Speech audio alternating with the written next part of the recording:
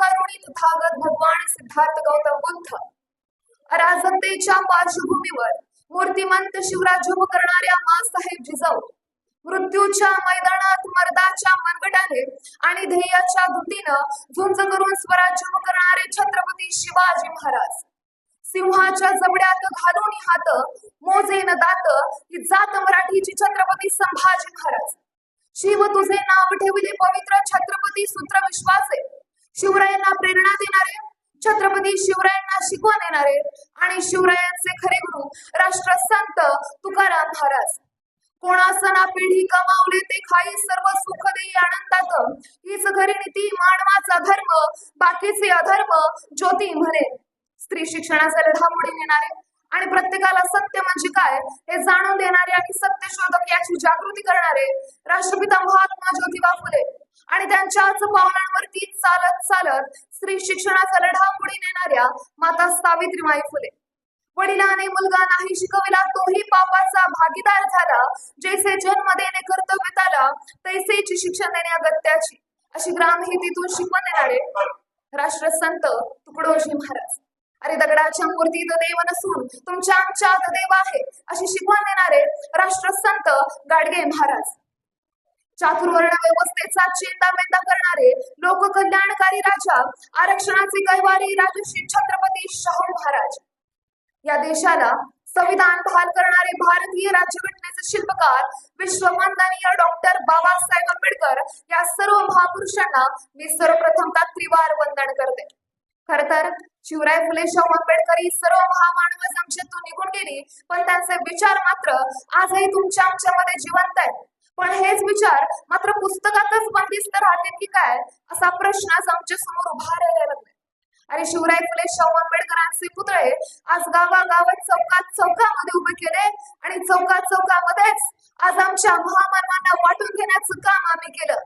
काल्पनिक पण वास्तवतेला स्पर्श करणारी कथा मला या ठिकाणी अतिशय महत्वाची वाटते. अरे त्या गावागावातल्या चौकामध्ये उभे केलेले महामानवांचे पुतळे एका ठिकाणी रात्री जमा झाले आणि त्या ठिकाणी मात्र बोलायला लागले. बोलत असताना छत्रपती शिवरायांचा पुतळा पुढे आला आणि शिवराय म्हणाले, अरे 18 करोड जाती धर्मातल्या लोकांना मी बरोबर घेऊन स्वराज्य करण्याचं काम केलं पण मी मात्र फक्त मराठ्यांपुरताच उरलो. मला फक्त मराठा समाजानेच वाटून घेतलं. अगदी त्याच वेळेस महात्मा फुलेंचा पुतळा पुढे आला आणि महात्मा फुले म्हणाले की जीवनभर या समाजाला मी समतेचा विचार दिला पण मी मात्र फक्त माळ्यांपुरताच राहिलो. मला फक्त माळी समाजानेच वाटून घेतलं. अगदी त्याच वेळेस डॉक्टर बाबासाहेब आंबेडकरांचा पुतळा पुढे आला आणि बाबासाहेब म्हणाले, अरे 18 पगड जाती धर्मातल्या लोकांना गुण्यागोविंदाने नांदता यावं म्हणून मी या देशाला संविधान देण्याचं काम केलं पण मी मात्र फक्त बौद्धांपुरताच राहिलो. मला इतर कुठल्या जातीनं स्वीकारलाच नाही. अगदी त्याच वेळेस लोकमान्य टिळकांचा पुतळा पुढे आला आणि लोकमान्य टिळक म्हणाले, मी फक्त ब्राह्मणांपुरताच उरलो. आणि अशाच वेळेस काठी टेकवत महात्मा गांधीजींचा पुतळा पुढे आला आणि महात्मा गांधीजी म्हणाले, अरे बाबांनो तुम्हाला तरी कुठली होईना जात भेटली, तुम्हाला तरी कुठल्या होईना जातीनं वाटून घेतलं पण मला कोणीच स्वीकारलं नाही.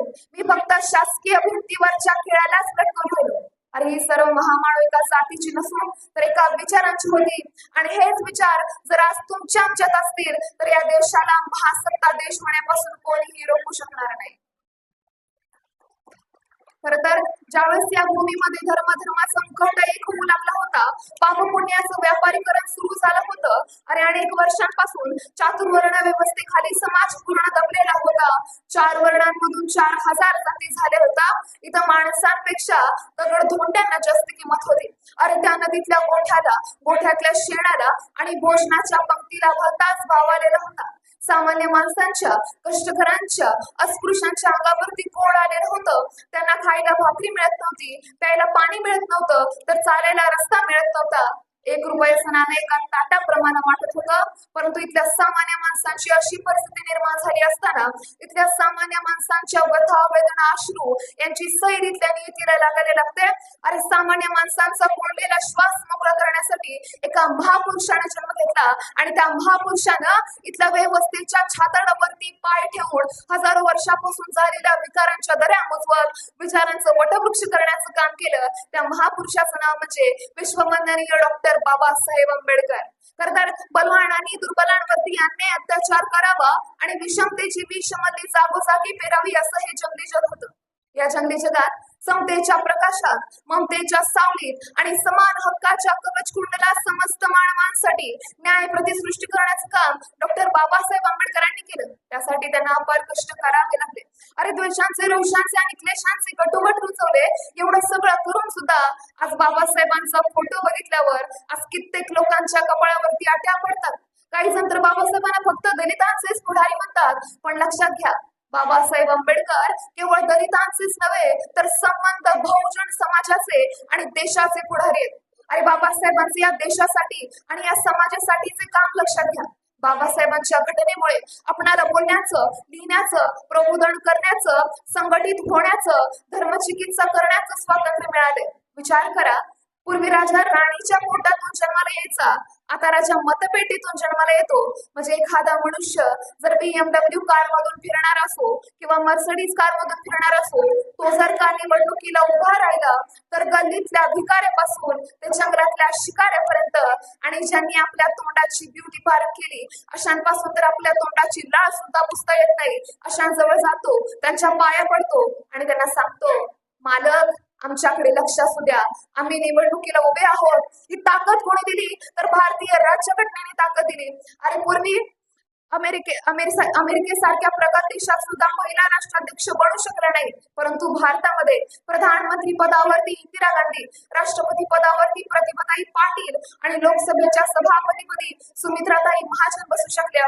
ही ताकद कुणाची आहे तर भारतीय राज्यघटनेची ताकद आहे. पूर्वी कामगारांना 12 तास काम करावं लागायचं, आज 8 तास काम करावं लागतं. ही देण कोणाची आहे? ही देण डॉक्टर बाबासाहेब आंबेडकरांची देण आहे. खरं तर बाबासाहेबांचा संघर्ष फक्त त्यांच्या आयुष्यापुरता मर्यादित नव्हता, तर तो संघर्ष देशातील प्रत्येक वंचित, शोषित आणि उपेक्षित माणसांसाठी आणि त्या संघर्षाचं रूपांतर झालं भारतीय संविधानामध्ये.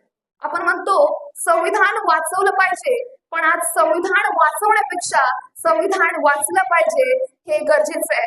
खरं तर मला बोलण्याची संधी दिल्याबद्दल संयोजकांचं मनापासून आभार. जय भीम, जय शिवराय, जय संविधान.